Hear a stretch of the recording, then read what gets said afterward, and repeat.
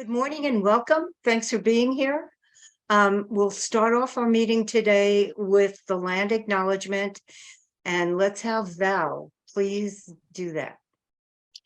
Okay, Val Mahowski from Philo, California in Mendocino County. I'm the Vice President of the Northern Senior Caucus. The California Democratic Senior Caucus wishes to honor the land we are on and its native people. We want to offer recognition and respect to counter the doctrine of a discovery with the true story of the people who are already here, to support a larger truth-telling and reconciliation efforts, and to remind ourselves that colonization is still happening. We acknowledge that the land where we live and work is unceded territory of indigenous peoples since time began. We are surrounded by the traditional ancestral territory and current homeland of many indigenous nations. Thank you, Val. Well said. I want you all to know that we're going to keep our commentary as brief as possible today, so that we can have as much time as possible for discussion from all of you a little later in our meeting. But I do want to start off with saying something like, the MAGA Republicans hold the gavel in the House of Representatives and are ready to block legislations that Americans favor, such as affordable health care, Social Security, higher wages, and ending poverty. They want to rob your Social Security and Medicare and destroy our credibility abroad by refusing to pay debts they racked up by handing out cash to their billionaire backers. They make us borrow money to give to the rich in order to have an excuse to screw the rest of us over. I'm going to start off by looking at some of the threats to Social Security. Let me just get my slides up.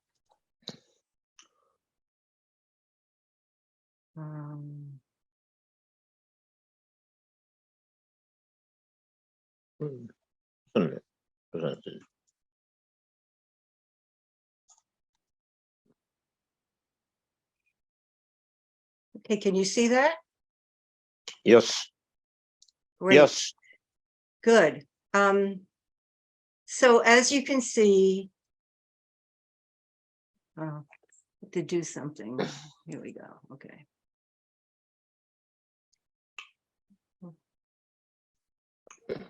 I don't know why it's not moving. Okay. Okay. Here we go. Okay, some of the facts. Social Security has paid out every benefit owed to every eligible American in full and on time. Social Security works for all Americans. Over 66 million people depend on Social Security. 1 out of every 6 Americans, including 1.1 million children. Nearly 2 out of 3 seniors depend on Social Security for most of their income. More than 1 out of 3 seniors rely on it virtually all for all of their income. Benefits, modest benefits, average benefits are something like between $15,000 and $18,000 per year. It's extremely efficient, and administrative costs are less than a penny on the dollar. However, revenue comes from 3 sources. This year, workers and employees contribute 6.2% each on wages. I mean, in 2022, it was up to $148,000 a year. This year, I think it's $160,200. So that's one source of income.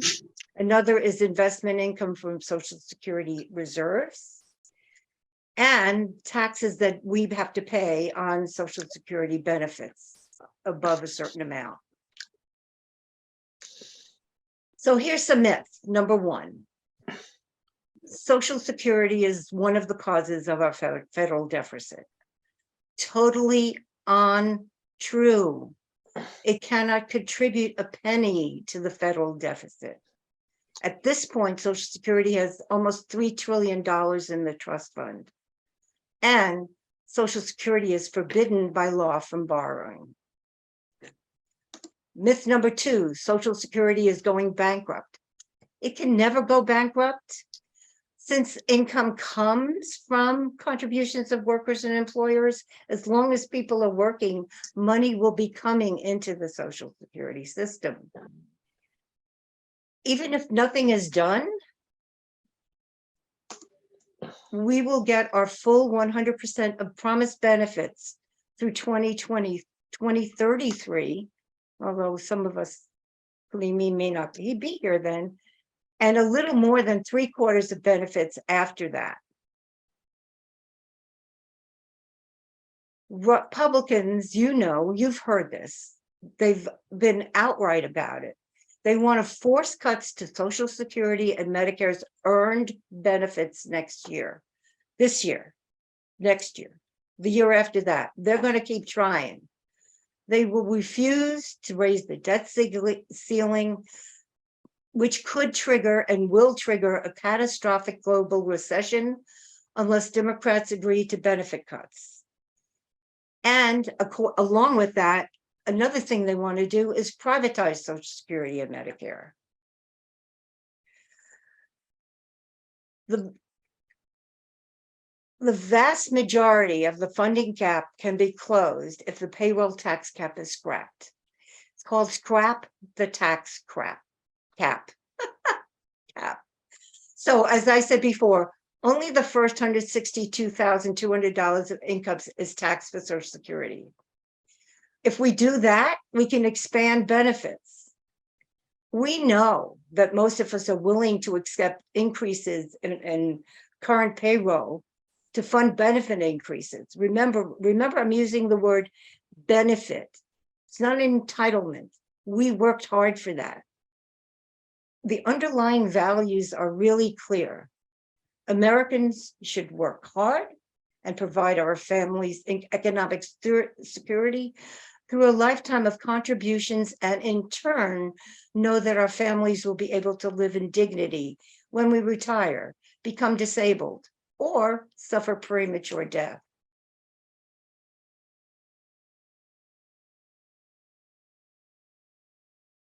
You saw this. It's true. We must fight for the right to continue getting our earned benefits. That is crucial. So it is clear that we have a fight on our hands. Last year, the Senior Caucus worked diligently to get a bill passed in the legislature in California to support a larger bill that was nationwide that would do exactly that, scrap the cap. So it never got to see the light of day because of other pressing issues. So California legislature was on our side. We hope they'll be on our side again, and we'll do our best to make that happen. I'm going to turn the floor over to Howard Eggerman, who is the treasurer. Howard's going to talk a little bit about the Social Security Administration itself. Go ahead, Howard. Okay. Thank you, Madam Chair. My name's Howard Egerman. I'm the secretary, actually. And I'm sorry. Yes, you are. what I like to do is just give you a little brief indication about Social Security field offices where claims are taken and started, and their threat as well. Now, I am a member of the American Federation of Government Employees, AFGE, the union, and I'm speaking as a union rep, not as a Social Security employee. There are roughly 1,500 field offices in the United States. I started in 1973 when I got out of the Navy, so this is my 50th year. But there are threats to these offices. We, in terms of the field offices, We have administrative costs of less than 1% of the trust fund, yet they've been closing these offices. What happened in 1965, I think we all remember the Watts riot. And one of the reasons for Watts was that there were no government services in the inner city. Social Security began putting in inner city Social Security offices. The first was in Watts in a trailer. My office in East Oakland is an example of that. But the problem has been, prior to this majority, they've been trying to close these offices. They tried to close my office in 2001, and with the support of my Congresswoman Barbara Lee, whose mom I worked with in 1975, we got the office saved along with members of the state legislature, the county, as well as Allen Temple Baptist Church, the faith-based community. The problem is now, as a result of COVID, until April 30th, all offices were closed to the public. And what happened was we worked at home. Now we work in the office 3 days a week. The concern that we have as a union is that people in the Republican Party may try to close more offices and assume that people can take care of their business on the net. One issue that we have brought up, and I think everyone remembers this, is when COVID hit us and the vaccine, a lot of seniors, including me, did not know how to use the computer to get our appointments. We have a lot of different types of offices. We represent my local Chinatown. We have San Jose, which has a large Vietnamese community, and my office in East Oakland is primarily African American. We feel strongly that they need to keep these offices open. The field offices in Social Security are the only employees who come in to work more than 1 day a week. People in the Payment Service Center in Richmond, California, come in 1 day a week. People who answer their phones work at home 4 days a week. So I think it's really important that we encourage everyone to support our efforts to keep our offices open. We have a lot of people who've just come to this country who are refugees. They need personal attention as well as the disabled. So I would hope the time comes you would join our union and the senior caucus in working to keep our offices open. And thank you, Madam Chair, for letting me discuss this. You know, so far I've worked 50 years in my office, but I think it's really important when people are dealing with retirement, disability, or survivor's benefits that they can speak to a living, breathing person. A lot of us seniors need to do that. So thank you, Madam Chair. Well, thank you, Howard. That is, all of what you said is crucially important. And now I'd like to turn over the mic to Mike, who is going to be talking about a totally different subject. Go for it, Mike.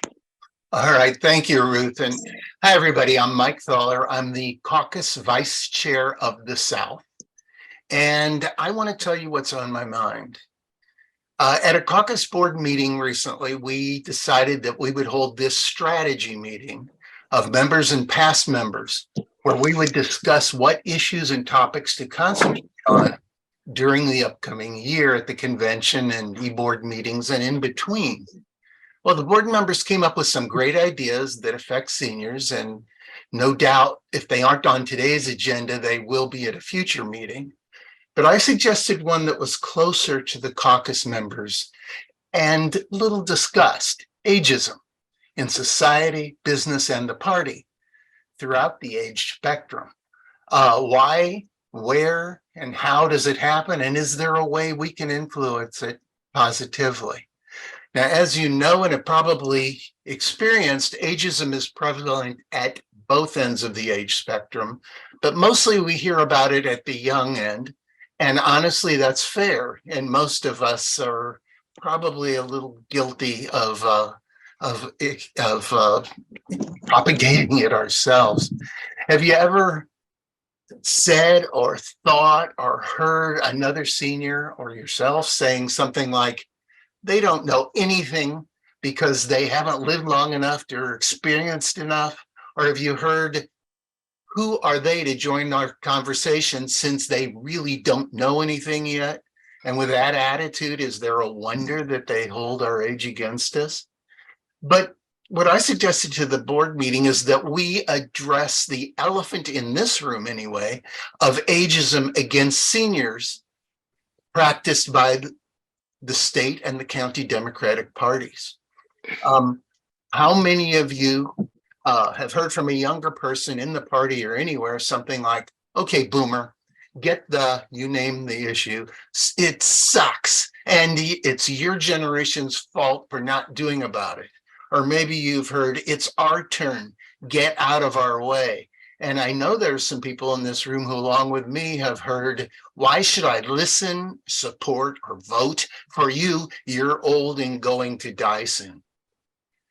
Have you noticed the discounting of the value of seniors in the CDP or your local county party? In fact, a short story, a couple of years ago, we had a meeting, the caucus had a meeting, and Rusty was there, and he spoke on how proud he was of the diversity in the assignment to the committees. And he went through a list. He said, the committee members are something like 60% women, 40% men, such a percent of LGBT, certain percent of you name the demographic. And he was very proud of that, and bragging that we are finally diverse in our committee assignments. And I raised my hand. It was a very small meeting, and I was sitting right in front of him. And I said, Rusty, what percent of the committee members are over 60? And it was met with silence and a deer in the headlights look in his face. And it took him a while before he came up with an answer. And he said, oh, I'm sure it's plenty. Well, I am sure it wasn't plenty because I actually took a count. And he promised that next time when he assigned committee members, it would be better. The next time, which was not quite 2 years ago, he didn't. Anyway, let's discuss that in a meeting at some point. And my feeling on the diversity issue really is similar to Shirley Chisholm's. She said, if they don't give you a seat at the table, bring a folding chair. My variation is, if they have no room for you to sit at the table, get a bigger table. Anyway, how many stories do you have that you can tell? Let's talk about them in a meeting, in an upcoming meeting.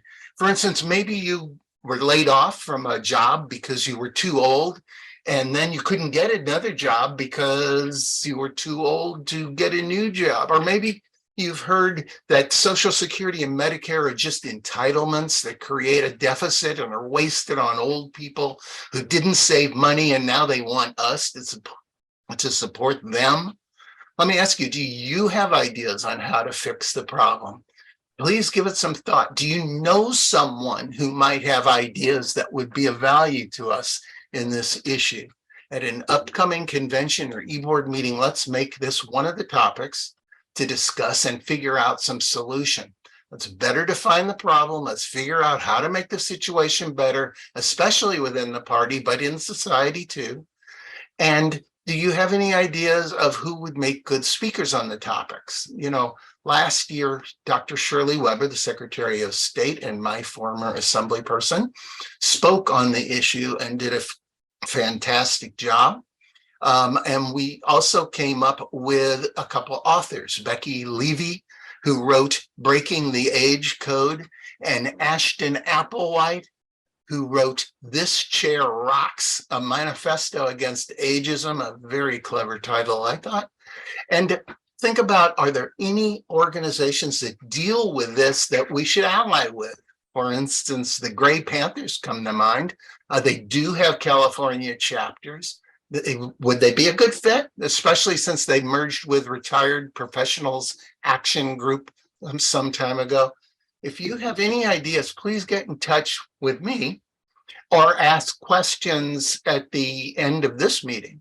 And I'll drop my email address in the chat. So send me your thoughts and ideas, as opposed to your thoughts and prayers, which wouldn't hurt either, I guess, along with your contact information, and put something like my thoughts on ageism in the subject line. And we will probably remind you at upcoming Caucus newsletter. So be sure to join or renew your Caucus membership if it expired. So thanks, everyone. And thank you, Ruth, and back to you. Thanks, Mike. You make some really good points, and we are thinking and planning on having our convention meeting at the end of May. Be one of the major topics will be ageism, and so you've given us a lot of food for thought. Thanks, Mike. Yeah, I saw Susan Pfeiffer's message in the chat. Yeah, we show up at elections. We help make the winners. So even though the last election in November, there was a sizable growth in young people who voted, we are still one of the most consistent voting bloc demographics. So, yep, we do it. We do it. Again, one more new topic we're going to talk about in a very quick way. I'm going to turn the mic over to Angelica. Good morning, everyone. I'm here to speak about affordable housing for seniors this morning. And we don't often focus specifically on seniors, and we hear a lot about homelessness and difficulties, the challenges in creating more units that are needed, more of those affordable units to our state. I just wanted to share some of the general facts and then point to specific data that is known specifically about Californians, the older populations, as they relate to the need for affordable housing.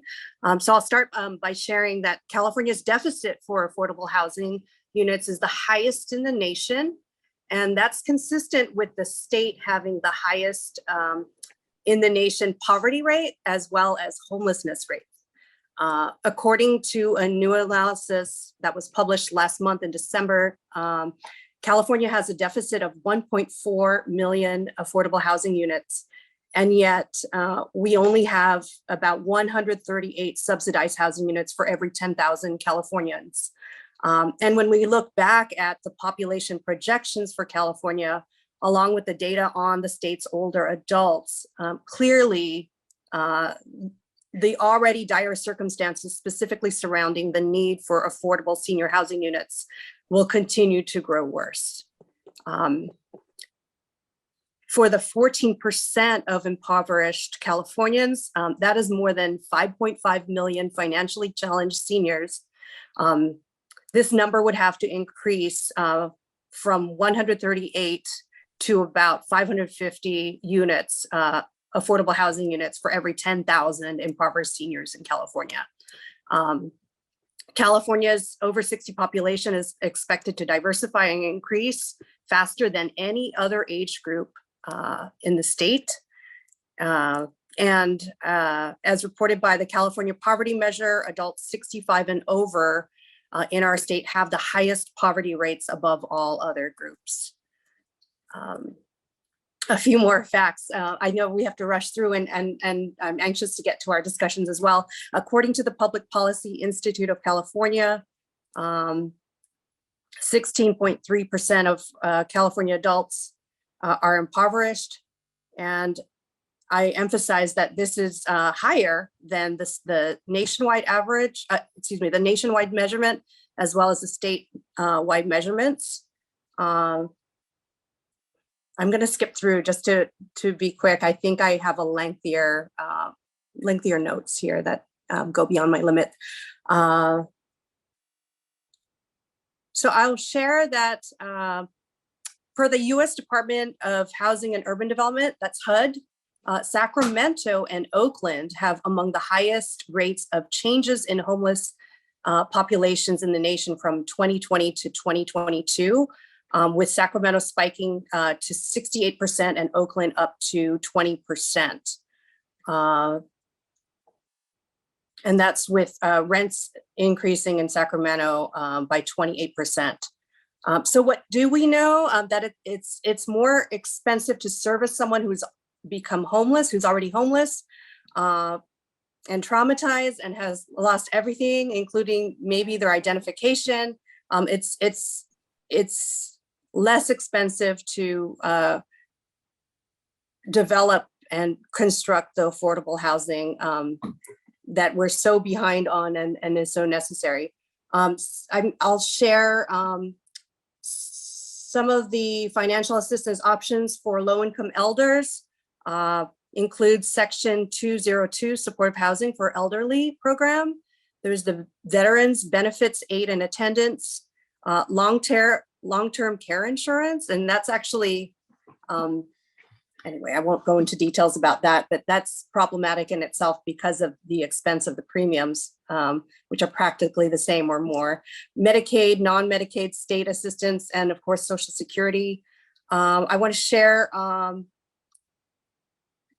that there has been some work to finding solutions to build more affordable housing, and a lot of that has to do with difficulty in acquiring lands. And so we've, I guess there's been work to look at excess public lands that are available. For example, in 2019, there was Governor Newsom's executive order N0619 that instructed the California Department of General Services and the California Department of Housing and Community Development, HCD, to identify and prioritize excess state-owned properties and pursue sustainable, innovative, cost-effective housing projects.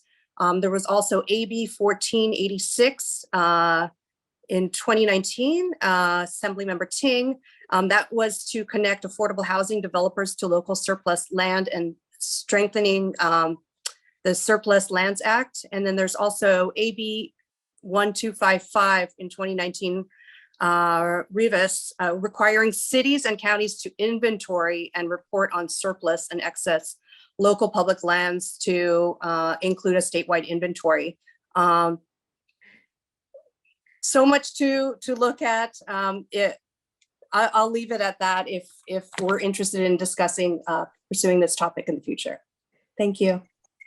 Thanks, Angelica. Yeah, I just spoke at our local county supervisors meeting, which was getting ready to approve a new housing element, which would increase the amount of affordable housing in our county.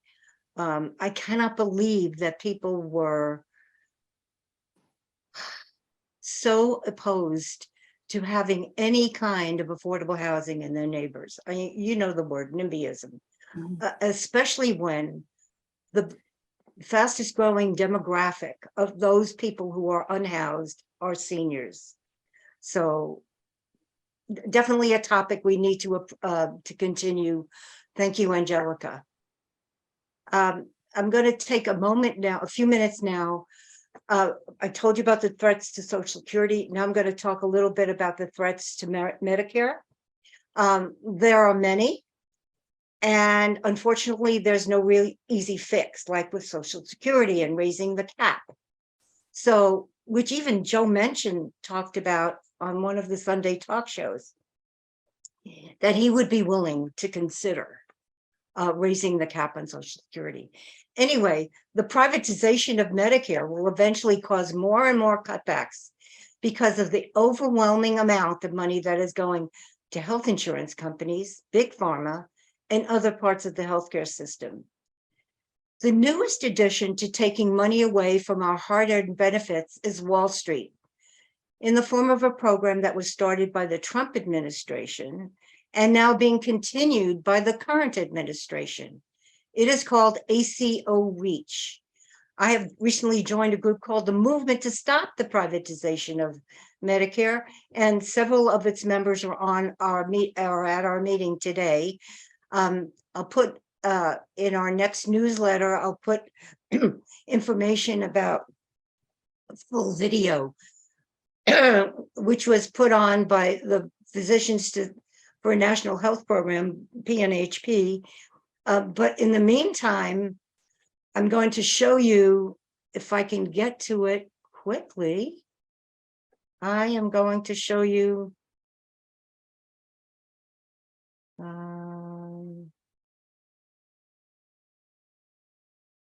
I will get to it, I promise.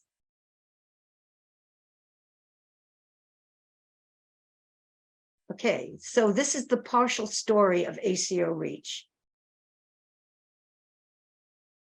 The privatization of Medicare diverts public funds to investors. I don't know why my rest, there it is. In traditional Medicare, patient care gets 98% of funds, overhead was 2%. With Medicare Advantage, which came on the scene probably around 30 years ago, patient care, 85% is allotted, whereas overhead and profits was 15%. If you see ACO REACH, which goes through another middleman, patient care will be at 75% or less, and profits and overhead will be 25%. That is astounding. We're going to work on protecting Medicare from bad actors and bad programs. Starting with expelling bad actors now. That's our first challenge, because a lot or a good percentage of those who've applied to be part of the ACO REACH program are companies and health insurance companies and Wall Street companies that have gamed the system in more ways than one. Then we want to end ACO REACH, and then we'll go to Medicare Advantage, and then we will stop the privatization and profiteering of Medicare so that we can finally get to an improved Medicare for all, which is totally possible. So I can tell you that this is a big challenge, because who is really losing here? We are, as patients and as people who have paid into the system. I think I've paid into Medicare for as long as it's been around. Not quite, but almost. And healthcare professionals, you know that Medicare, traditional Medicare, has cut the reimbursements to healthcare professionals so that Wall Street can get more money. That just doesn't seem right. Medicare funds are not sustainable at this rate. And that's all that I'm going to say right now. But I think it's important that we become so aware of all these threats to both Social Security and Medicare.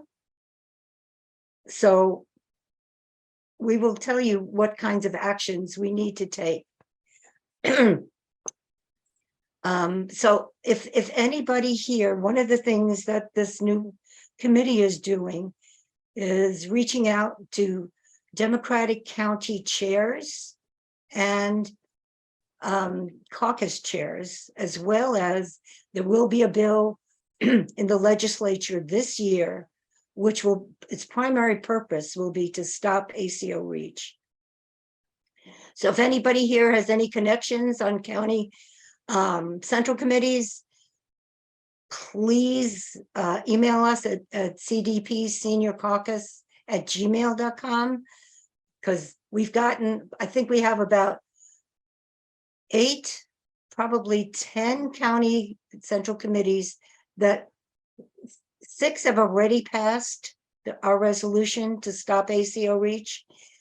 And there are probably around 4 more in the hopper. So if you have any connections on central committees, specifically on resolutions committee, please contact cdpseniorcaucus@gmail.com. And so now we get to the part of this meeting where you get to have your say. So Angelica, I'm handing it over to you.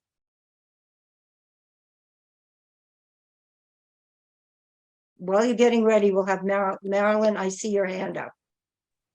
Yeah, thank you. I've said in the chat that Medicare, Medicaid, Social Security, and SSI are defined as entitlements by the federal government. So I don't think we should shy away from that word. And we have to be really clear and precise in what we say, because there's so much misinformation out there. I think we need more to educate people about the fact that both Social Security and Medicare are democratic programs, were instituted by FDR and LBJ. And I don't think we really have to be afraid of anything happening to Social Security, because I think that the Republicans know what would happen if they did anything. Remember the riots when Bush tried to change Social Security, or when W tried to change Social Security? The seniors were out in the street. Unfortunately, a lot of them were yelling, "Take your government hands off my Social Security." I mean, that's another thing we have to educate people about, is that these were government programs. So I just think that we need to do a lot of informing people about what Medicare and Social Security actually are and how many people depend on it. We might be able even to lure some people from the execrable Republican Party if we do that. Medicare is another issue, but I think Social Security will be safe. There are too many of us. We need to be in the streets as we were in the 60s, not violent like we were, but that's what we need to do. We need to have street action. That Yeah, helps thanks. more than just when you write to your individual legislature, being in the Right. streets. Marilyn, I agree with you. I don't remember being violent in the 60s though, so. Oh, neither was I, but a lot of people were. I was totally peaceful. Okay, but I want to say that the erosion of Medicare benefits is what is going to be the challenge. There's nobody who's saying we want to do away with Medicare. They're not saying we want to do away with Social Security. It's more nuanced than that. So I want to be clear about that. We can't afford these entitlement programs anymore. Even some of the media is talking like that. So let me just check with Angelica. Angelica, are you ready? Yes, so the executive team of the caucus prepared a poll that's broken up into 3 sections.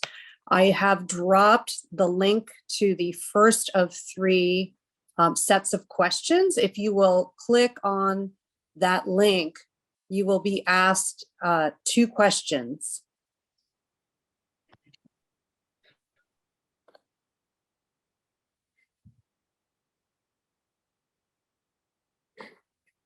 I don't see the link. Okay, let me, oh, you know what? It's probably way up in the chat now. Let me see. This one right here. Okay, thanks.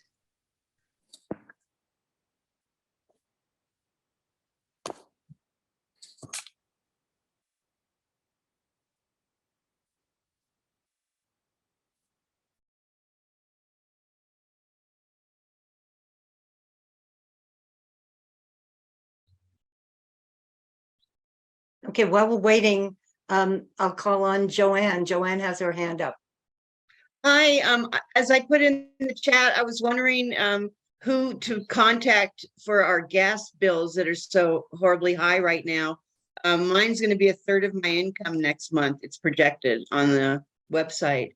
So and I even have the care discount. So who's the best person to contact about that? Or has anyone else been mentioning that to anyone here? Thank you. Okay, somebody will put that in the chat. Thanks, Joanne. Angelica? Is it in?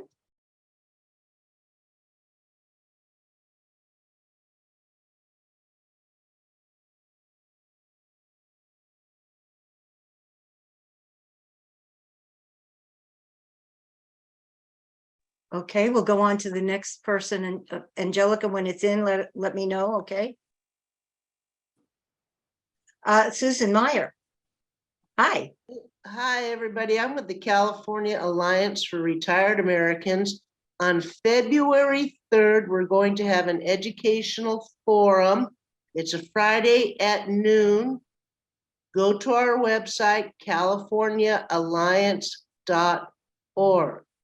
Learn some more about Social Security. And then on March 17th, we are busing hundreds, if not 1,000 seniors to Kevin McCarthy's office to give him a piece of our minds regarding the Social Security and Medicare, his desire to pull that away from us. So please join us. We will have the bus transportation. We will provide lunch and snacks and entertainment. And let's go up there and give the speaker a piece of our minds. I'm going to put it in the chat, californiaalliance.org. These are things that we can do. Thank you. Thanks, Susan. I was going to mention that also, but yeah, better comes from someone else. Thanks. Angelica? Yes, so we had 23 responses to the question. I should read the question. Yeah. Okay, so the first question was, are there any issues that affect seniors that haven't gotten the attention that they need? And so we had 20 people respond yes, and 3 people respond no, and we have 41 people in the room. So I'm wondering if some had technical difficulties. Okay, and what would you put the next question up, Excuse me, Angelica? Ruth. What are they? Ruth, I stepped out of the room and missed the poll, but I would say yes. So add that to the yes column. There are more issues. Thank you. Thanks, Marilyn. Okay. And then Ruth, do you want to go ahead and with the discussions on that, or should we just do the Yes. polls? Yeah, let's go for the discussion on that. Okay, because it looks like the majority of people do feel that there are issues that have not been addressed, that don't get enough attention. So I guess we can welcome everyone attending here to share with us so that we can Okay, strategize. so on the question of, are there any issues that affect seniors that haven't got the attention that they need, along with cost of utilities that Joanne just brought up? Please raise your hand and let us know what they are. Susan, on the question? No, my hand wasn't raised on that question. It was to make a comment. Should I go- Can you hold that till the end? I can, yes. Thanks, Susan. Marilyn? Thank you. A problem that we're now having in San Diego County, the issue of trans seniors.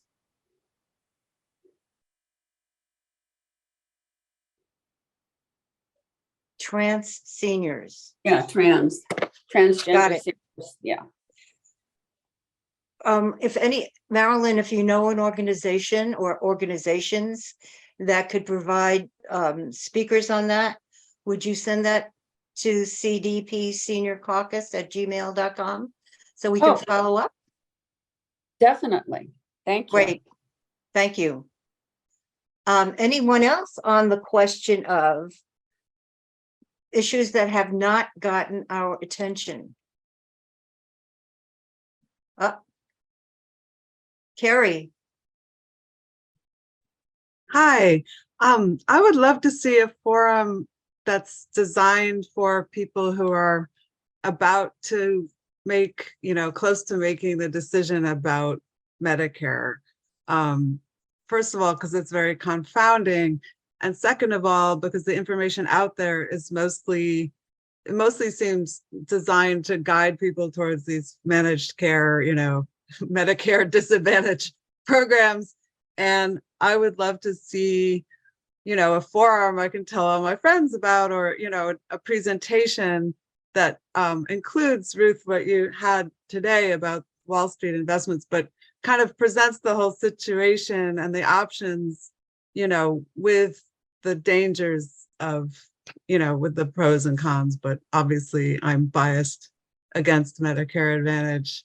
And I mentioned in the comments, I have a friend who's, about to go with, about to make the choice and go with that. And I'm just worried that a lot of people have been sold by the slick brochures, et cetera, or, all the ads and all the stuff out there. Yeah. Okay, that's a great idea, Carrie. I'm not quite sure how we could reach that audience, but we'll think about that. Okay. Thanks. Sure. Andrea. Hi there, everybody. I'm a newly elected person on my local water district board. I ran for office as a senior and won, and I would encourage everybody here to do the same. But one of the things that I heard a lot from seniors on the campaign trail was people living on fixed incomes are having trouble with water rates increasing during the drought. And so that's an issue that I think has not been touched on. We talked a lot about rates for electricity and gas service, but water is definitely another one. Okay, thank you. Sounds like we probably need to do a forum on utilities, electric, gas, water, Good idea. etc. Yeah, good Yeah. idea. Thanks. We can call on you if we need you. Thanks, Andrea. You certainly can. Anything else? If you, okay. I'll have more Um, comments later. Okay, thanks, Andrea. See, Chin Chin, did I pronounce it correctly? Hi, my name is Kin Kin, and I'm hailing from Culver City. I just wanted to mention that, the PNHP has been working on Medicare for All, we may not have necessarily reached out to join the Senior Caucus in terms of making sure that Medicare is still there to be preserved. So I think we've been working in silos, and I think we can make a concerted effort from our end to reach out to the Senior Caucus and work together in making sure that Medicare is preserved. So I wanted to drop that in the suggestion box, as it were. Thanks.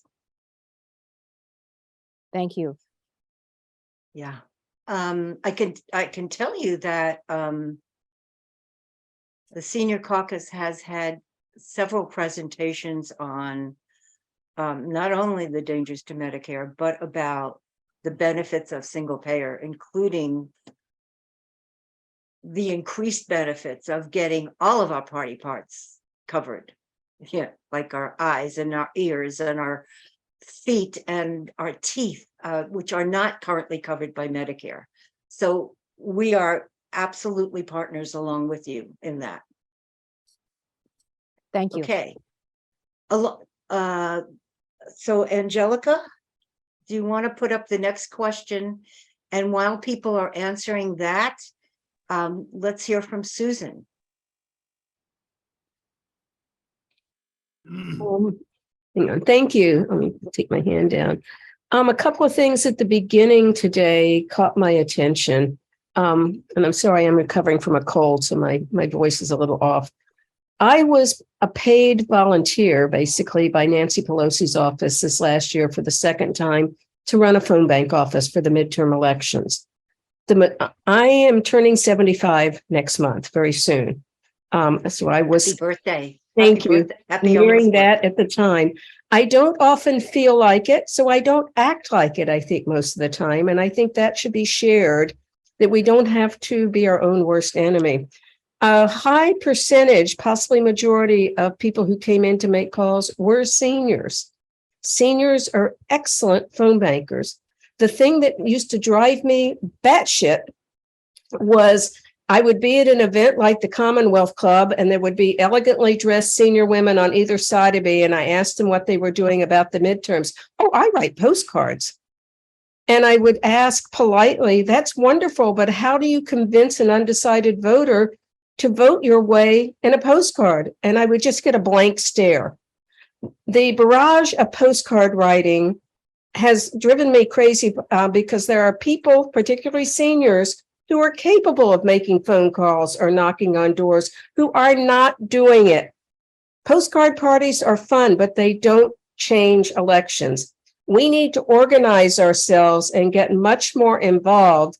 And off season, which we are this year, I remember in 2018, when there was a threat to the Affordable Care Act, there were groups that led phone banks, and we called voters in different districts who were constituents of House members and senators, and asked them to call their congressperson or senator and say, I want you to vote to shore up the Affordable Care Act. And I always added the point, and I'm watching how you vote, because these were people in their districts. Even if we were not, we pretended to be. I think we've lost our ability to organize. We are still the largest generation in history. We may not be as large, and there may be others next to us, but when someone says, okay, boomer, I just laugh. And I think, okay, I have that coming. We were rather brash about the size of our caucus, but why aren't we using that? Instead of sending buses, and I'm a member of CARA and I love what they're doing, but sending buses to Kevin McCarthy's office is not going to change anything. He won't even be there. It's a organizing and fundraising tool. But what we need to do is get on the phone and make calls and knock on doors and talk to the voters. And I think so many of our legislators in DC are either seniors themselves, or they have people in their families that are seniors. Do they want their family members to have trouble with their health care? So I think we need to just be a bit more creative in the way we approach this. Sorry for the rant. Thanks, Susan. That's a great topic, and I think there's a lot to be said about it. And I think we also need to understand that there are people for whom phone calling is not comfortable, and they won't do it under any circumstances. So I think we need to honor those people also, and at the same time acknowledge that phone calling and door knocking is probably the most effective way of reaching people. I'm going to give everybody one more minute to answer the latest poll that Angelica put in the chat. And while you're doing that, Cynthia. Mute. Hi.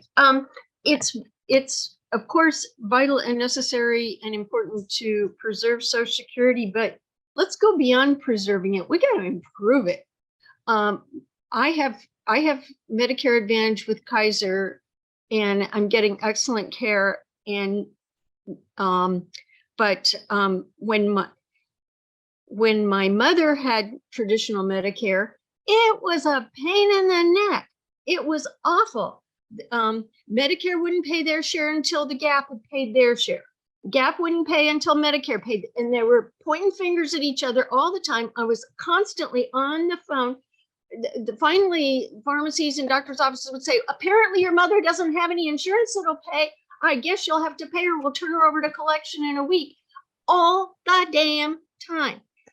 And so many things that aren't covered, as you mentioned. We need to improve traditional Medicare if you want to put me back in that. Thank you. But then when her state teacher's retirement took everybody out of traditional Medicare and put them into a Medicare Advantage, I had peace. My mother got care. When I had a problem, I had one phone call. It was almost like having single payer. So I'm just saying, Medicare must be preserved, but it's not heaven. Thanks, Cynthia. I can tell you that my experience about traditional Medicare with my Medigap policy is totally different than your mother experienced. I have never seen a bill I've been on Medicare 18 years now, and I have never received a bill that I've had to pay. ever. And it went as smoothly as, it sounds like your mother's went bad. So sorry that that happened to you. Okay, and your mom. Angelica, are we ready with that question? Yes, so the second question is there ageism in the CDP? And 21 people answered yes, and 2 people answered no. And so we would like to ask the group, what have you personally experienced or observed, and how did you stop it? I'll repeat that.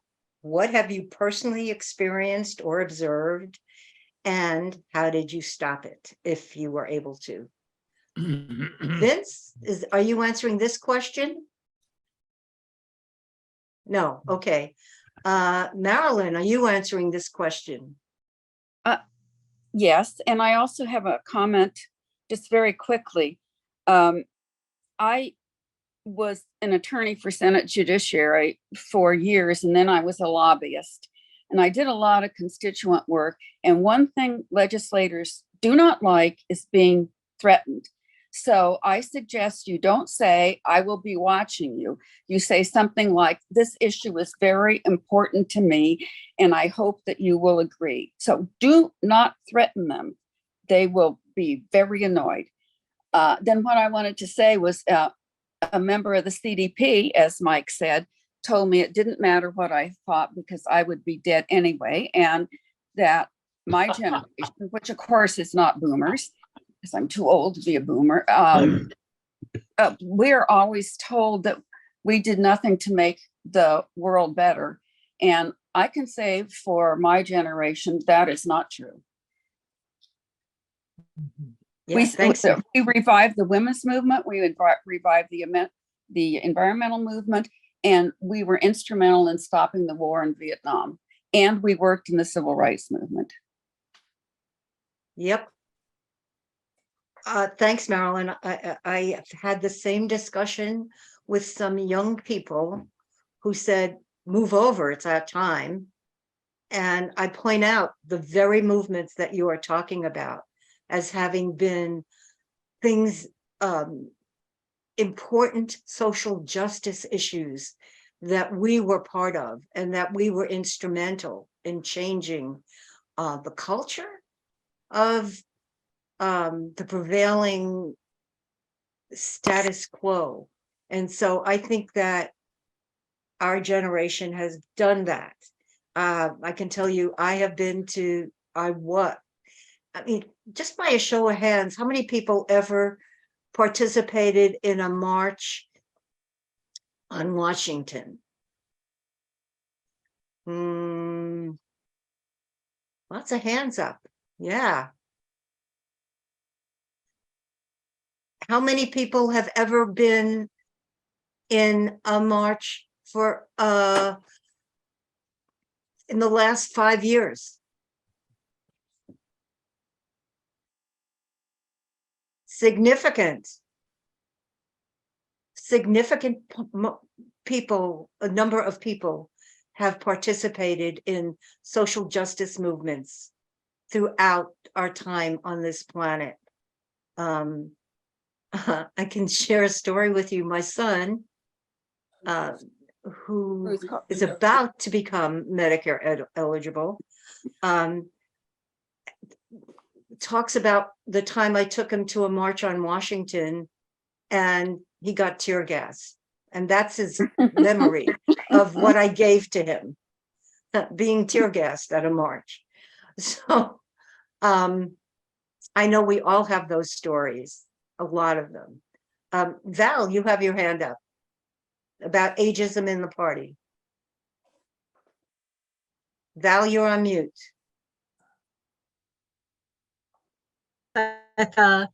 It's definitely a very prevalent feeling in the party that the real people who are doing the work are the seniors, but they're not acknowledged and they're not known.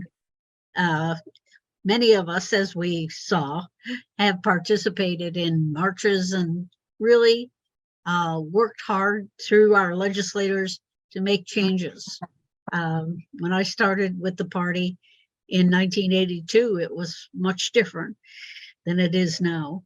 But we need to work with them to make them acknowledge that seniors are an important part of their constituency. Thank you. Thanks, Val. I'll get to you, Vince, in a little while. Andrea. Thank you. In my campaign, in all of the work that I did for trying to get endorsements from the Democratic Party and local organizations, unions, I always referred to myself as a lesbian senior.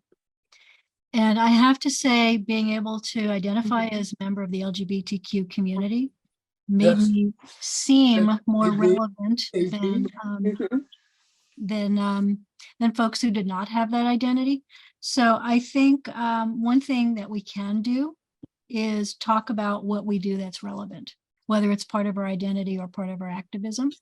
It helped that I spent the last 5 years working on environmental issues in my city on a commission. So I was able to speak to issues that younger people are very concerned about. And so I think one way we can do this is, we can help bridge this. I think it's this bias. One way we can help bridge this bias is by showing how we are relevant. Not only that our issues matter, but that we also care about issues that matter to the younger folks in our party. Thanks, Andrea.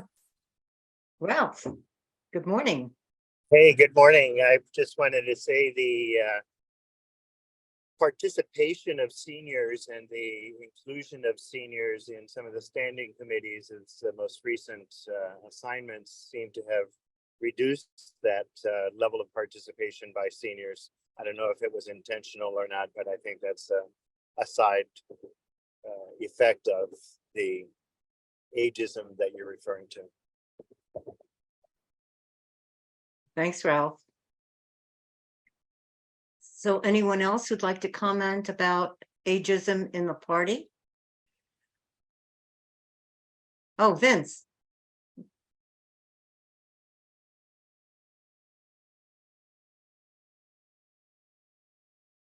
There we go. Hi. So my personal experience with this is with the AGEIM election, that there's no one on the AGEIM progressive slate that is a senior, not a single one. And I think that that's where it starts, is that the younger people have taken over the AGEIM elections, at least in Alameda County, and that's a real problem. Well, thanks, Vince.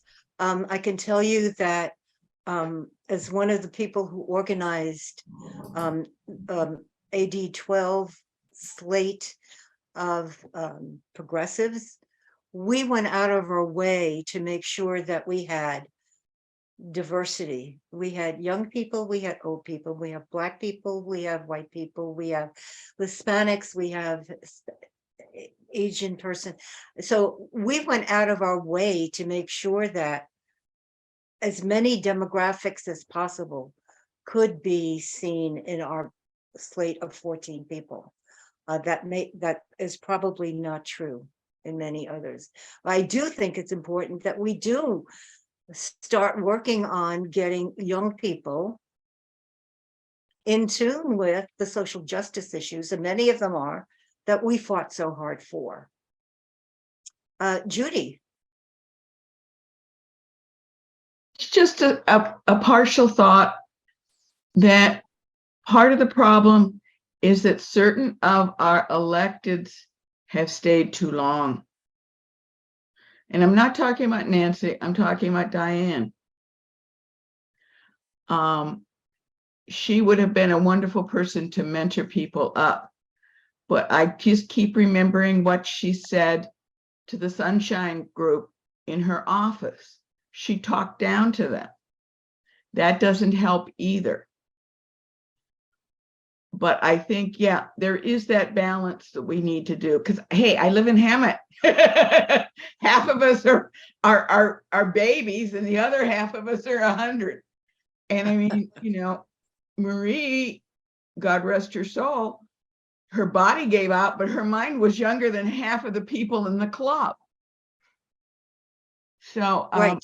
it's an ongoing issue, but we also have to check ourselves that we are welcoming to other people.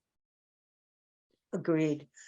Yes, and I think it's a mistake to just as you said, Judy, that there is a distinction between an older adult and their capacity to do the job. And that, I think, is more important than just their age. Just like Nancy has been incredibly effective at her job, not probably true about Senator Feinstein. So it isn't just the age, it's their capacity and their ability to do the job. So we need to be careful about that. Mike. Yeah, if I may add to that, I think the key word in the case of our sitting office holders is relevance. Sometimes they become irrelevant, and it's frankly time for them to leave. But that isn't the reason why I raised my hand. I wanted to agree with Vince when he was talking about the AGEISM and young people being the only ones on the slate. I've experienced that or witnessed that anyway, all the way down to the county level. When there is, in my county, San Diego, when there is an opening for some sort of position within the county party, there's virtually no reason for an old person to volunteer or raise their hand to fill that position, because the party, the members of the party will not vote for an older person. There are other things they won't vote for too, but that's got to come to an end. Just my opinion. Thanks. Thanks, Mike. Any other comments? Okay, so Angelica, would you put up the next or put in the link for the next question?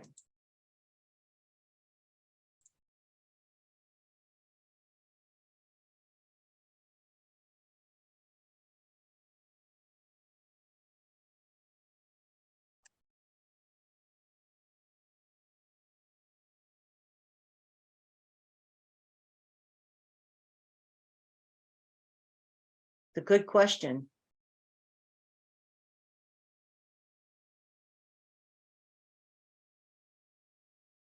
Oh, Greg, now, could you unmute? I didn't see your hand, sorry. Oh, it's okay. Where is the question? I apologize for being late, but I'm not seeing a poll, and I'm sure it was explained already. Okay, there's a link in the chat that takes you to the question that Angelica put in. Got it.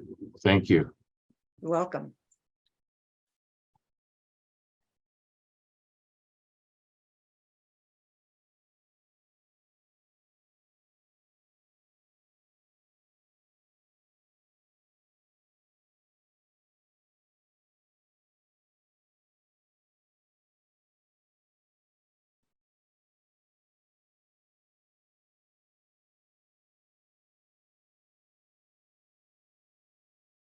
I think some of us have answered this question already, but I think it's a good question and something that we can address as soon as Angelica gets the results.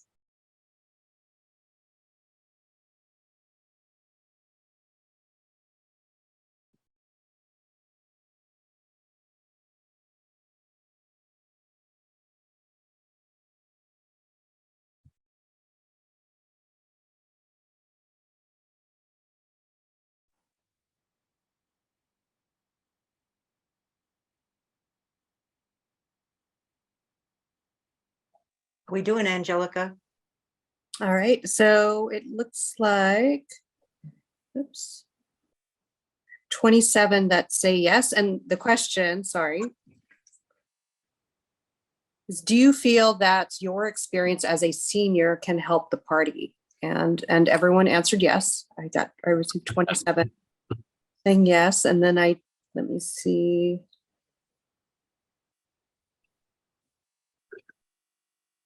Okay, we have some, in what ways might your experience as a senior help the party? So I do see some comments here. Lead by example. Longtime educator, business owner, and 60 years as a community organizer. And then knowing history. Knowing history, that's a good one. I like that. So we'll open the floor for comments on how older adults can help the party. You notice I'm using the word older adults and seniors interchangeably. Often people take offense at the word senior and they think of it as, oh, in high school, I was a senior. I'm not that anymore. So using the words older adults can also convey the same meaning. Okay, Marilyn, become a regular in the answer. Oh, I am so sorry. I'm really chatty today, but this is so interesting and important. I am helpful because I lived before Roe, and I know what it was like having had legal abortion in Mexico. And also because when I went to UC, I was offered a Regents scholarship, which is the highest honor UC offers undergraduates. I went in for my interview, a panel of old white males. I was sent out, called back in, and told that I had all the qualifications to be a Regents scholar, but women came to university only to find a man. So come back in 2 years, and if you're still here, you'll get a scholarship. So I went back in 2 years. I got a scholarship, and then I got a Regents scholarship to both Berkeley and Davis. So, young people need to hear that because they need to understand what we accomplished. When my sister was working full-time as a probation officer, she applied for a credit card, I think Macy's. She was told she had to have my father or some other male co-sign with her. And this was, let's see, she'd already graduated. So this was sometime in the early to mid 70s. Yep. I could go on, but I won't. No, yeah, thanks. That's important. That's the important part of knowing our history and sharing our experience of having been discriminated against in any way, shape, or form, whether it's sex or gender or age. That is important to understand. Howard. Yes, I put down history. I think it was mine that was mentioned. And I just want to note that I mentioned this at my club, that I'm a native. I was born in San Francisco in 46. And I know the history of our party. In the 20th century, there were only 3 Democrats who were governors, who were Colbert Olson, who was one term, 1936, then Pat Brown, and then Jerry Brown. And we had cross-filing, a weak party system. And so I'm aware of the history, and I point this out to our club members. There's no guarantee that we will always be blue. And I can bring that history as a senior. And I can also bring as a senior what happened to me in terms of Vietnam, of being drafted and being in the service. And at that time, there were very few women who could serve. They could mainly be dental techs and yeomen like I was, and things like that. So I'm aware of that, as well as the fact that I could tell these young men, they may not like what is happening in all these wars we have, but they didn't have to worry about the draft that they did, and worry about that you had less than a full load of classes that you see you can be drafted. So I think you can bring a lot. Yep, a lot of history here. Thanks, Howard. Mike. Yeah, I would like to add to what Howard said in many ways. A lot of us are well, most of us, I guess, are retired and have the time to do it. And we come from careers that would be really beneficial to the party. For instance, I used to be a filmmaker that made a lot of political commercials. I also was and I don't want this to sound like I'm trying to give a resume, but I have a lot of experience in public relations, and I was a middle manager and learned how to get people, be they volunteers or paid people, to motivated to do stuff. And we're never asked. And if we suggest it, we're given kind of a funny look and, okay, nice to hear from you, bye. So we have a lot to offer, and it's all wasted. Okay, thanks, Mike. Greg?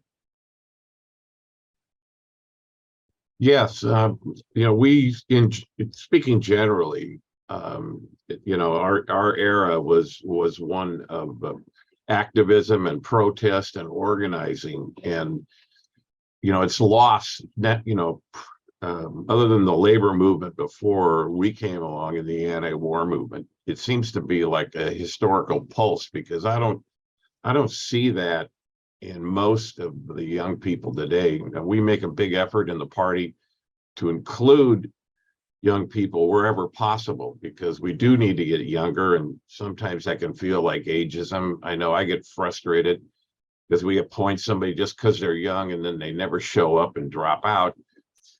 But our experience is we're used to wanting to be heard, being unafraid to stand up and be heard, to put ourselves and our bodies on the line, to get arrested if necessary, and take the steps that are necessary if you're going to really achieve social change. And I think that's the message that we can bring from our own experience as older Americans. I forget what the correct term is, Ruth, but that's how we can lead by example. Is we because of what we went through when we were younger, we have no problem taking the risky, or what seems to be making ourselves vulnerable, because it's so important to be heard and to organize and to stand out. And that's a lesson that needs to be passed on.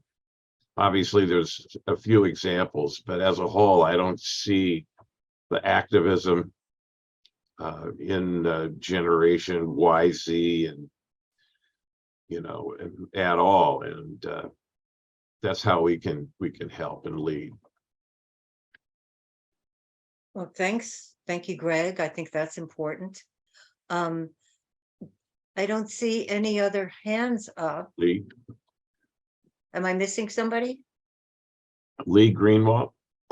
Oh, Lee, go ahead. I didn't see your hand. Yeah, I could not figure out how to use the little gadget to put my hand up. Okay.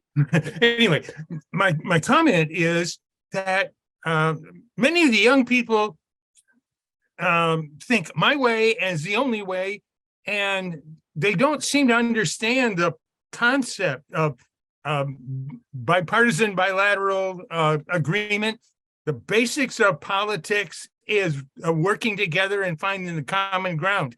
And in my area, that's the problem. When I talk about, let's see how we can connect, they only think connect with people who think like me. Interesting.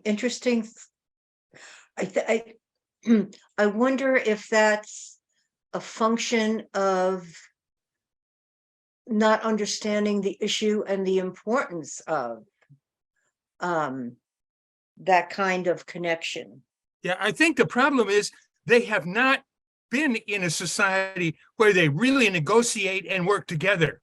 They've been, people in our area, it seems like they've been nothing but confrontational area. And their concept is get my group bigger than the other guys. Well, I could add to that by saying I think that's what's going on in our society today. It's us versus them thinking. So That's right. that's what I have to say. Carrie, you put something in the chat. Do you want to talk about that? I don't know which thing you're talking about. I've been putting a lot in the chat. Okay. Which thing, what are you referring to? The young people that you have seen become active? Yeah, I mean, my daughter's been involved with a huge bunch of people who were out every weekend canvassing, really just devoted for this progressive Hugo Soto Martinez, who got elected to city council. And the city council in LA is just this incredibly powerful bunch of people. And you know, I'm, you know, not to quell, but I'm proud of my daughter, but I'm proud of this whole bunch of people. And so I do, you know, I do see, and also my son has some friends who are incredible climate activists, and you know, so I'm seeing it maybe because of my positioning and the age of my kids, who are like late 20s and 30, some great activism going on there. And I think climate, you know, is bringing out a lot of young people, the Sunrise group. And so I do see activism in young people, and I think it just kind of depends like where we are and how many young people we know, maybe. Well, thanks. I think that's important to acknowledge, that there are young people who are active, and specifically around things like climate change. I think one of the problems is that the media, mass media, has been looking at Social Security and Medicare as being doomsday. There's no hope for them. So young people don't even think that there's a possibility that they'll be able to take advantage of those programs. And that's one of the things I think we need to keep educating people about, is that it isn't doomsday. It is not. Oh, what's your t-shirt? What's your sweatshirt, Cynthia? What's it say? I can't see it. Oh, it's the Culver City Democratic Club. Okay. It's just about one of the oldest clubs around. It was founded in 1952. Bunch of friends who were supporting Adlai Stevenson, and we've been kicking ever since then. Okay. I also wanted to comment about what I heard from one of the previous speakers, and that was not to take for granted that California is going to stay blue. It is imperative that we use these issues to show seniors, to show all of the Democrats who are registered and who vote Democratic, that we stand up for small d democratic values like Social Security, like Medicare, like ending poverty, like affordable housing. It's imperative that we do that. I can tell you that there was a group that was started, I don't, maybe Ralph remembers, but the name of the group was Take Back Red California, because Red California was prominent. And it took a lot of energy to turn California blue. And so what it's going to take to keep it blue is by making sure that these issues are promulgated and advocated for and there. I'm talking too much. Renee, your question, comment. Thank Renee? you. Thank you, Ruth. Can you hear me? Yes. Good morning, everyone. So I think this is a really rich conversation. I have to say that what you said very earlier on, Ruth, about the issues that we're dealing with, and not only the ones raised this morning, but so many of climate and the economy. Just so many of our issues are complex and nuanced, and so it's important that we work collaboratively. There was someone that said we're better together, and we are. I mean, I just get so energized working in mixed groups with people of all ages and what they, including seniors, bring to the table. I think that it's really important that we educate ourselves as well as people of all ages and races within the party, because I hear and I get very concerned when I'm at some hearings, an example on housing, where you have well-meaning people advocating for affordable housing, but what they don't realize is affordable housing sunsets in anywhere from 40 to 60 years. And I'm retired from local government, and I used to take calls from seniors who were in an affordable housing unit that was sunsetting and going back to market rate, which they couldn't afford, or they'd need to buy, or the housing development was going condo, couldn't afford that either. And I'd have seniors in tears and so stressed out, saying that I'm not going to let this kill me. I actually had one woman who reached out to the city I worked for, and she didn't make it. She was so stressed out and had nowhere to go. And we don't talk about that. So, we're organized, and people, are advocating for affordable housing. They don't realize that what they're advocating for isn't in perpetuity. And so that we actually contribute to unhousing seniors and disabled people. We don't know that because we're not being taught, we haven't educated ourselves about the nuances of some of our housing policies. Same thing about the privatization of Medicare. And I really worry about that because we have people on the inside, and including Javier Becerra, who's, a Californian. And, the feds have been looking for a while for a third party to do some of the administrative work in Medicare. And of course, Wall Street and private entities jumped all over it, but at a cost. And so they're bleeding, funds out of Medicare for direct service that, and instead diverting it to admin costs. And some of our own people, the administration. So we got to start educating and providing very clear talking points so we can all talk to it, not just the senior caucus, but we probably need to be the information generator and make sure that people have cogent talking points about these issues. So my 2 cents for what it's worth. Well, thank you, Renee. That was well said. I appreciate everything you said. I know we all did. Yeah. Susan, I'll come to you. I want to go to Bill. He hasn't had an opportunity to speak yet. Bill? Mute myself. The problem I think Democrats have, and it's an ongoing problem. It's been since Nixon. Is like the Republicans come up with these themes, these hot button issues, and they push them to the nth degree. And it's the same thing with this. The problem with social things that we're doing.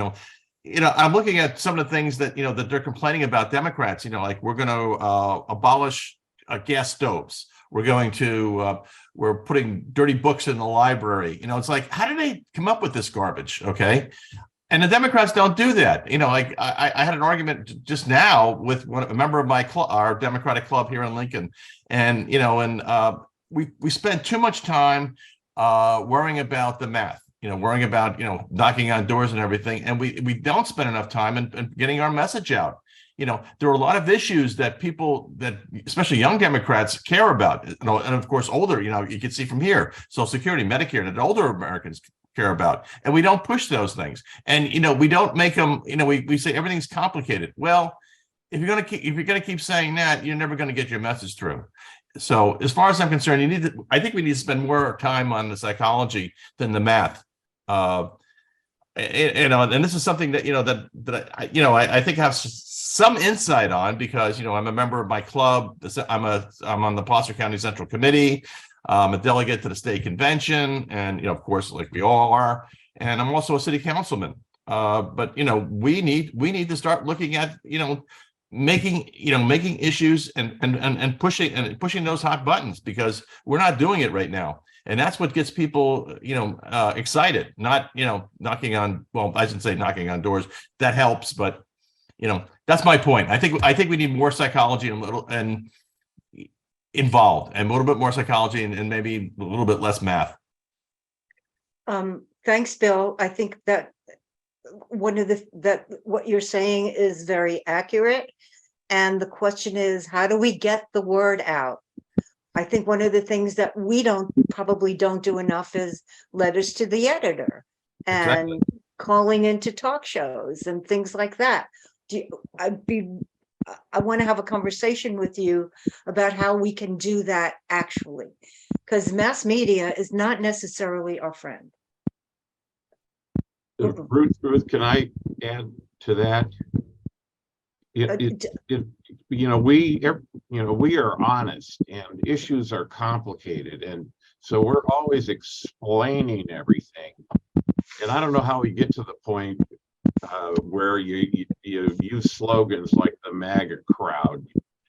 They seem to be able to encapsulate hate and animosity in short sound bites. It's always somebody to hate the other. It's immigrants, it's gay people, and they just have these short slogans, that resonate with their base. And we always want to explain things because we're right, if you look at all the factors that are involved. But I think that's what Bill might be talking about. It's really hard that, when we explain things, it goes over people's head. They want to hear drill, baby, drill. Yeah, I mean, that makes sense to me, get that oil out of the ground. And yeah, Greg, I think Republicans are really good with memes.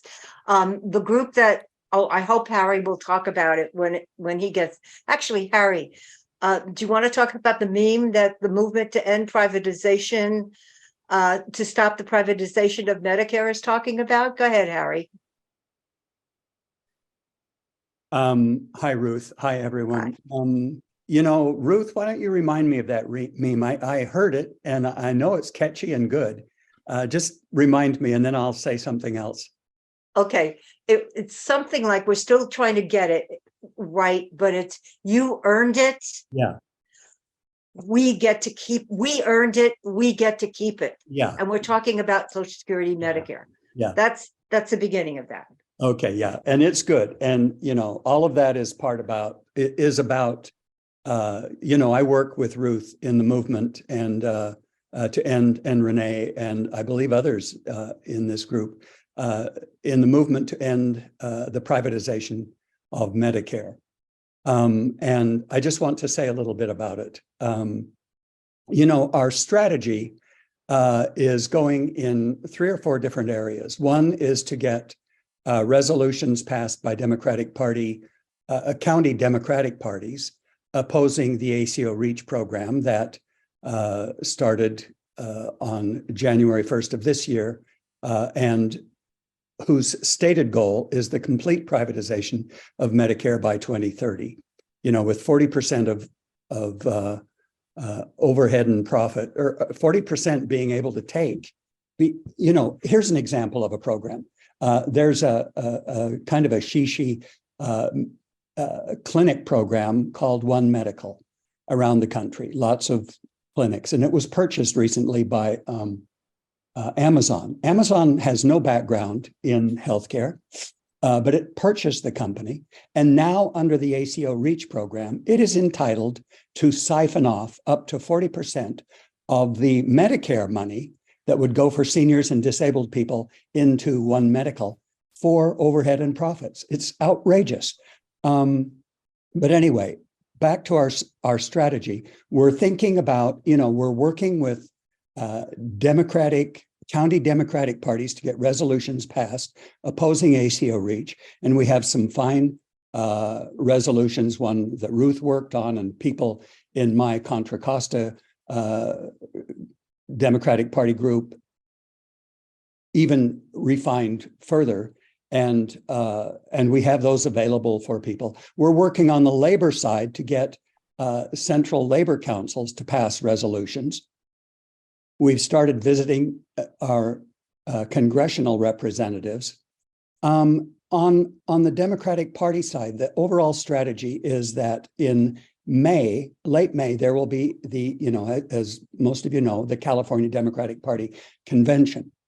And we hope to get so many county parties to pass resolutions that when that convention happens, the party itself will pass a similar resolution and go on record opposing ACO REACH. Also, as Ruth mentioned, there's a resolution coming before the California legislature to put the legislature on record opposing ACO REACH.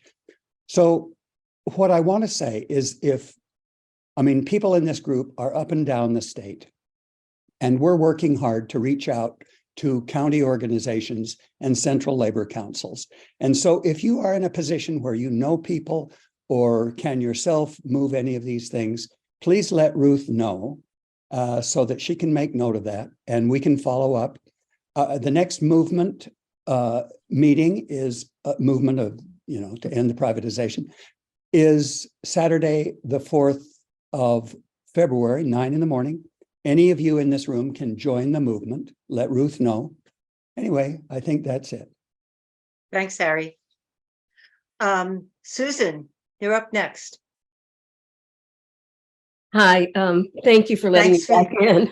Thanks for your patience. Yes. Oh, you're welcome. First thing I want to do was to say I apologize if I offended people with my rant earlier.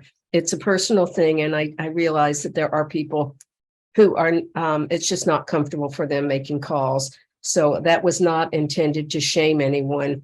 But it did occur to me, I am a member of CARA, and they did a program this last year that impressed me. It was the beginning of it. It didn't happen the way it was supposed to, but it was a good start. And it was seniors calling seniors. And it started with postcard writing. And I did 100 postcards, which I hated, but it was to let seniors on a list know that we would be contacting them for a forum about issues for seniors that were going to be on the ballot. And then we were supposed to follow up with the phone bank. We discovered, unfortunately, that too many of the phone numbers were bad, and that had not been updated. So I want to make that a project if possible. And I am in touch with the DNC as a donor that I would like to see if they can update phone numbers and that we can get phone numbers for seniors calling seniors. As a member of CARA, we have our phone tree. And every month I get a reminder there are 6 people on my list that I'm supposed to call and remind them of the meeting. If there were 20 people on a list that within a course of a week, I was supposed to call to remind them about something going on in the government or elections or that they can participate in, I'm curious what impact that would have. It doesn't have quite the pressure of phone banking. It's seniors calling seniors, so it may not be as threatening. And I just want to throw that out here as a possible thing that we can do, because I do believe we can turn things around with our own energy and power by getting back involved. We did it in the 60s, we did it in the 70s, 80s, 90s, etc. And we're not over the hill yet. We can find ways that we can get the word out there. And I think seniors will talk to other seniors. And if they don't pick up the phone, we call someone else. It's a game of numbers. And if you say, I never answer the phone when it's someone I don't recognize, so I don't call others, enough people do answer the phones and the systems are improving. So I would like to get involved with something like that and hope this caucus might get involved as well.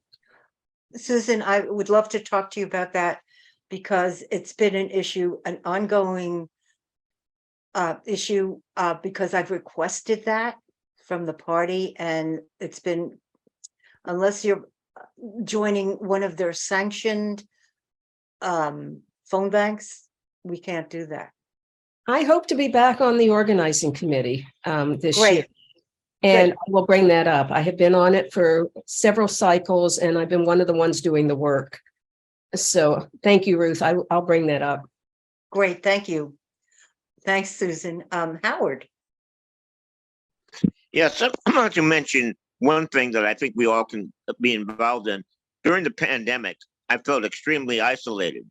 And one of the ways I ended my isolation to some part was participating in the e-board of the Senior Caucus. And I've told Ruth repeatedly that I'm grateful for the excellent program she has had for our caucus because it makes me feel relevant as this meeting today is. So I would hope people will recognize the importance of our caucus and a way of discussing things, because today I felt relevant because I'm a boomer. You know, I'm born the same year as Clinton, Bush, and Trump. And, you know, I told Ruth originally I felt really weird because everybody was talking about how Trump wasn't with it because he was old. I said, God, I'm the same age. But in all honesty, I think the caucus adds a lot. And I hope everyone will continue to join us for the meetings because it stimulates thought.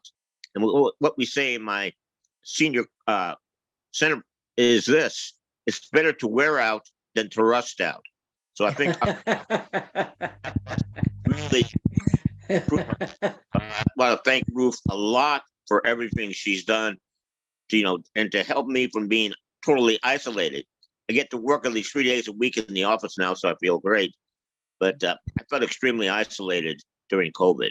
So I think being active senior volunteers is one thing we can do to feel relevant and to feel better. And not to rust out. Yeah. I want to add one thing to what Howard just said, and that is that the pandemic has been challenging, particularly challenging for older adults. And one of the blessings that has come out of the pandemic, there aren't many, is Zoom and the ability to have these kinds of meetings.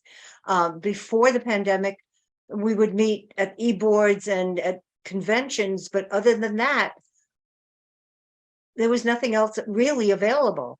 So this is, I personally think this has been one of the best things that came out of the pandemic, was the ability for us all to be here today from all over the state and not having to go and get in our cars or on public trans to meet with each other. So yeah. Andrea. Thank you. It's actually Andrea Beth. I just want to put a plug in for seniors being in politics, running for office, running for appointments to commissions and boards. There's a lot that we can do in our communities. I did find it particularly challenging to run for office for the first time at 66 years old this year. Physically challenging and energetically challenging. I've been supporting campaigns for 50 years and it's a whole other animal to run your own campaign. But if we don't want to be considered irrelevant, we need to take all of our wealth of experience and knowledge and bring it to these boards and commissions.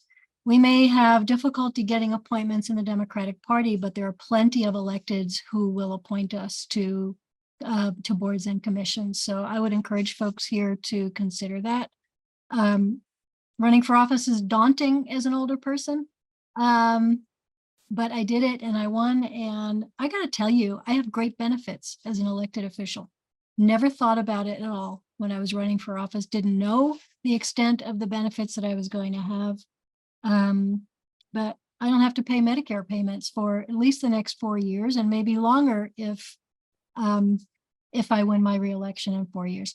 So just want to kind of pop that in there for people to think about, ways we can give back to the world and bring our voice to important issues. If we have the strength to run for office, great. If not, definitely look at boards and commissions. There are plenty on local levels, county levels, and state levels. Thanks. Thank you, Andrea, and congratulations. Thank you. I know what it's like to run, and anyone who takes that on, more power to them. And so more power to you, Andrea. Never occurred to me that I would run for office in my 60s for the first time. So glad to have had the experience, and I'm glad to talk about it if anybody else here ever wants to consider running for something local. I think, I knew for sure I didn't have the stamina to be running back and forth to DC or Sacramento, so I looked for something local I could run for. Okay. The floor is open for any comments that anyone might want to make. I don't see any hands up.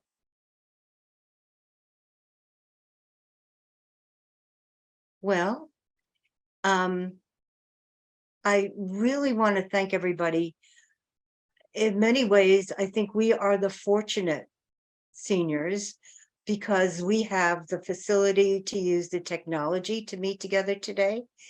We have the wherewithal to have computers or phones that help us get together. And we also need to do something. I know there are many organizations out there that are supporting other older adults and people who are not necessarily technologically aware of how to use these wonderful instruments that we have. Thanks everybody for being with us today. We will be having another meeting in not quite sure when, but thank you for all your contributions and for what you said. See you next meeting. Thank you, Ruth. Okay, what an Oh, amazing I want group. to make sure that everybody reads the next newsletter, because in the next newsletter, we'll put all the links that we talked about today. The movement to stop the privatization of Medicare, other groups that have been around. So please make sure you read the next newsletter. Thank you, everybody.